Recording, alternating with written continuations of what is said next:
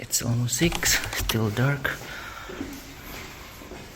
This is where it's always hit and miss. Oh, my wife can do it in one go this time. Amazing.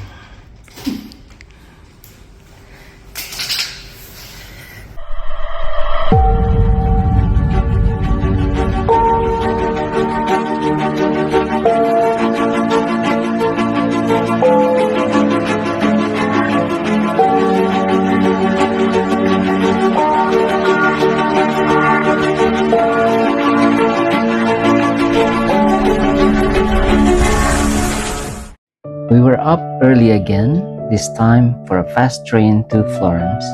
What time is the train to Firenze?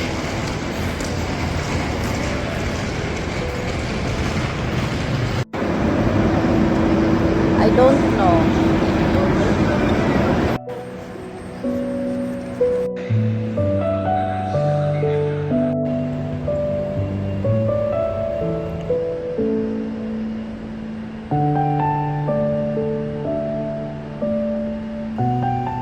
Italy runs two main high-speed rail lines, Trenitalia, the national service, and Italo, a sleek private competitor. This time we took Italo.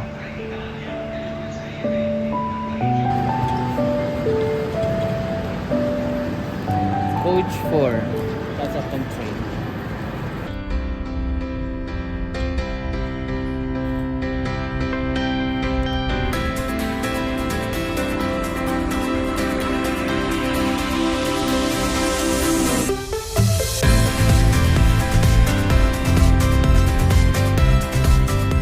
Compared to the Swiss trains, this one felt a bit more refined. The seats were comfortable, the interior feels more elegant, and best of all, the Wi-Fi actually worked. No more waiting for that OTP that never comes.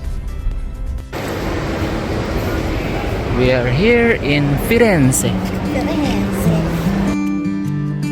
Our destination today is the Uffizi Gallery, but to get there, we'll first pass by the Duomo di Firenze, another historic cathedral in Italy.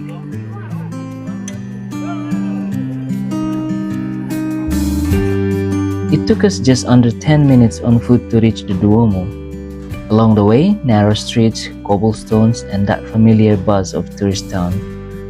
Before reaching the Duomo, we were greeted by another icon of Renaissance architecture, the baptistry of St. John, which is older than the cathedral itself. It once served as the place where people of Florence, including Dante, were baptized.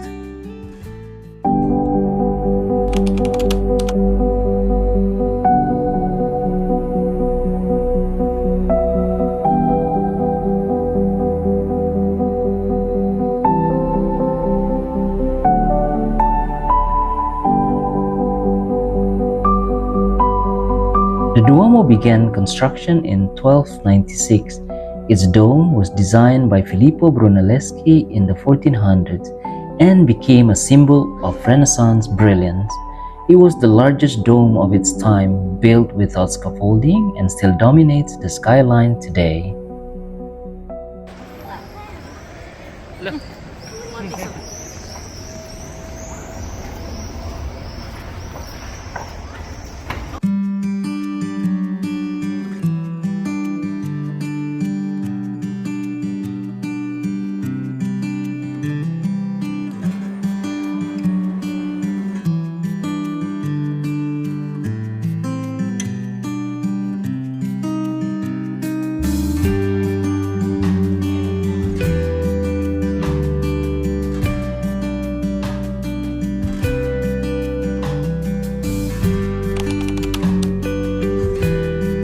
We reached Piazza della Signoria, the heart of political life in Old Florence.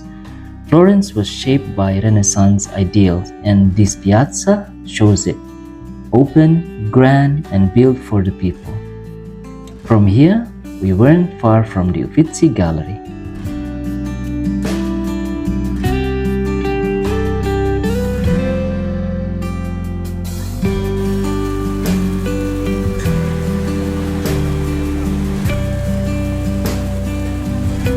Getting tickets to the Uffizi isn't easy.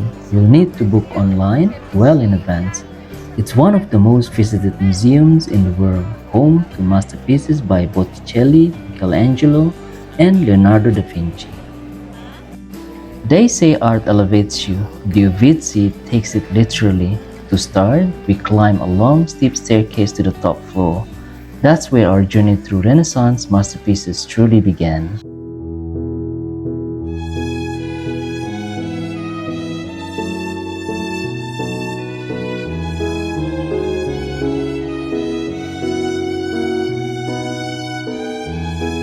The Uffizi was built in the 1500s as offices for Florence government officials. Uffizi means offices in Italian. It was later used to display the Medici family's private art collections, and by 1765 it opened to the public.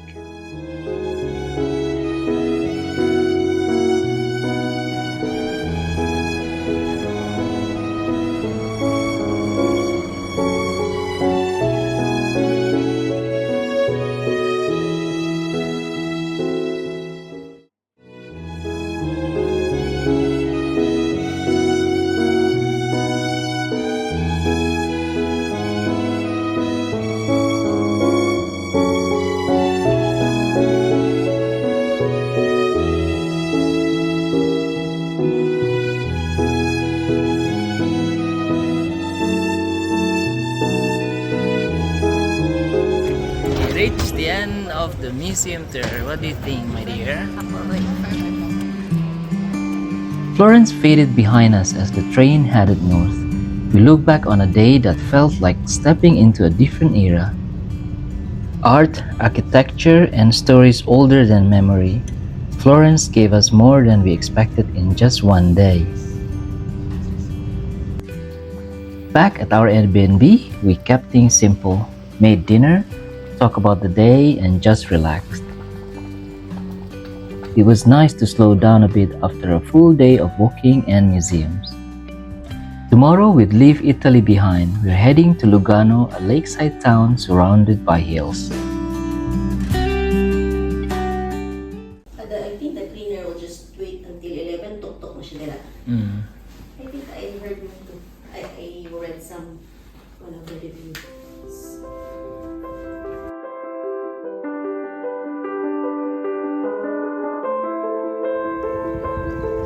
We're leaving Milan and Florence behind. Every place leaves something with you.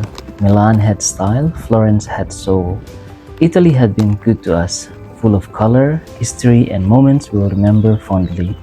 Now we're off to Lugano to see what stories this lakeside town might hold.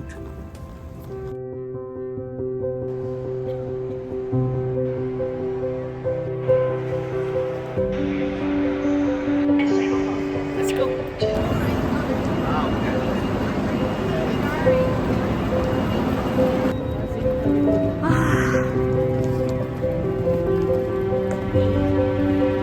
Attenzione, avvisiamo che i treni da Roma, Napoli, Salerno, Reggio Calabria potranno subire ritardi fino a 20 minuti per questo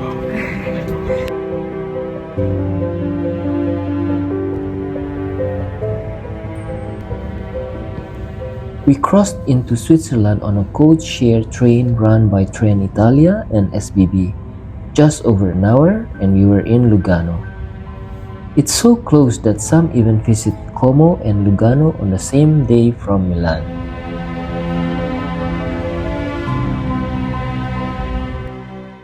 Welcome to Lugano, my husband's destination.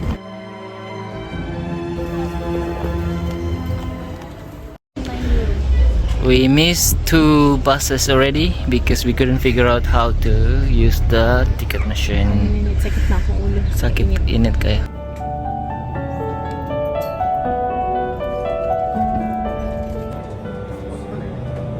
We followed our host's simple direction. Take the Castagnola bus to the last stop. The bus climbed steadily, winding through quiet little streets. The sun was out and the lake sparkled below. Summer had definitely arrived.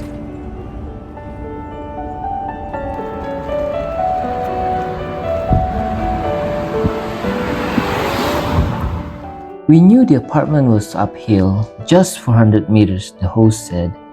But with the sun still high and the afternoon heat setting in, every step felt like a mini workout. Still, it was doable.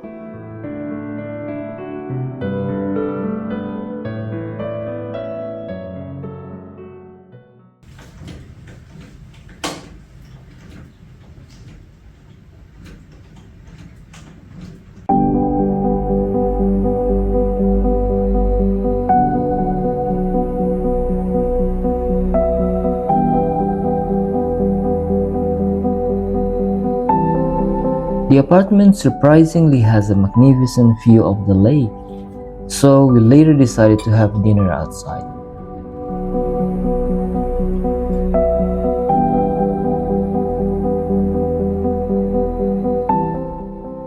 Well, technically it was dinner, but as you can see, the sun was still shining like it was mid-afternoon. It was just 6 p.m. and we soon learned in Lugano, the sun doesn't set until 8 p.m.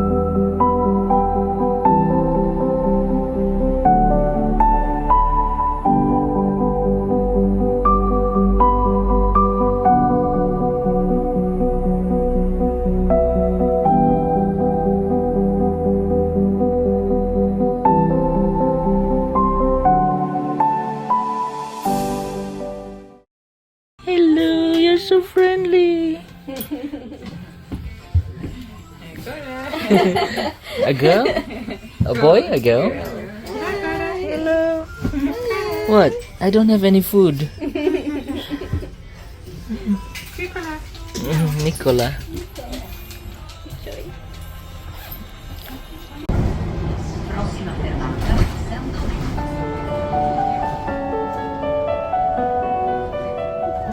We started our day heading south towards Monte San Salvatore.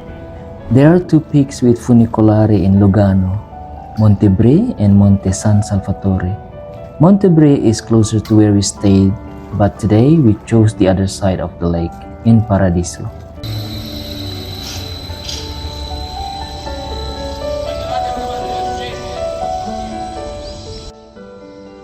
We weren't sure if we stopped at the right place. I was still checking Google Maps, but my wife had already wandered off ahead. Turns out she was right.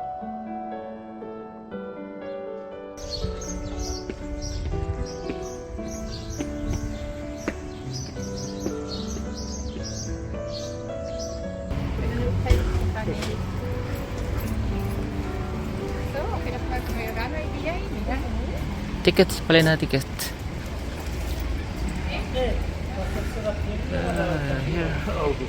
Ma magari là è lì per il mo'.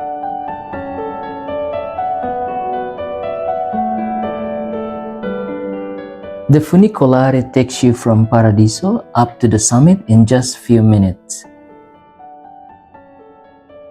Oh, look at that! A bowl of water, thoughtfully placed for dogs, very considerate. There are a few ways to get up here. You can hike all the way from the base. It takes about 1.5 to 2 hours depending on your pace.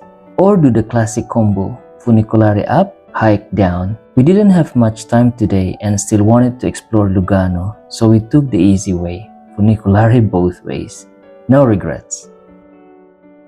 Unsa nang lugar day? Dai sumikat Torre alle strade Carosabelli. Pili. Carosabelli. Oh no, dogs.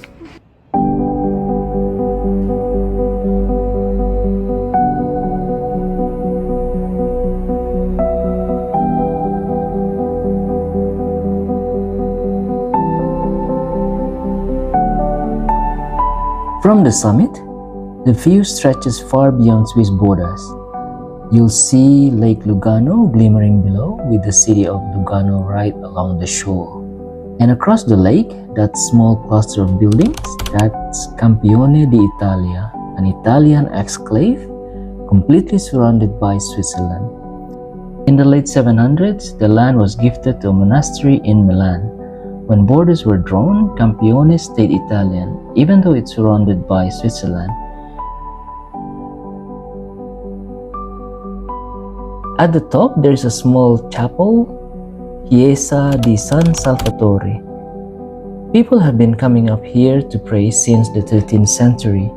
The chapel you see now was built in the early 1700s, and every Ascension Day, locals still hike up to hold Mass. That tradition has been going for over 800 years, which is kind of incredible when you think about it. Right next to the chapel, there is this little museum. Easy to miss if you're not paying attention, but honestly, it's worth checking in. They've got fossils, old photographs, and a mix of geology and local history. Kind of unexpected, but pretty cool.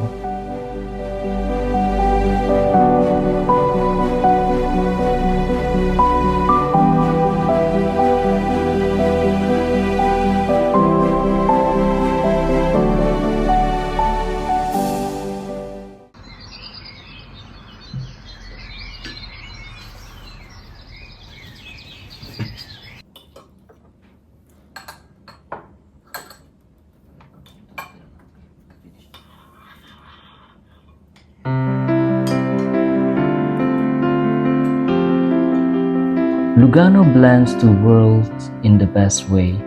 We are in Switzerland, but everything around us feels Italian. The language, the food, the rhythm of life. It's not the first thing that comes up when people talk about Switzerland, but maybe that's what makes it special. It lets you slow down, take your time, without the crowd. And sometimes that's exactly what you need.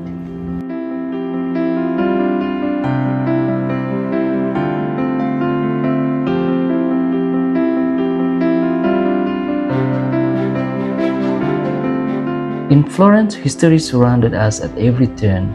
In Lugano, it was the stillness of the lake that drew us in. Two places, two paces, but both left an impression in their own quiet way.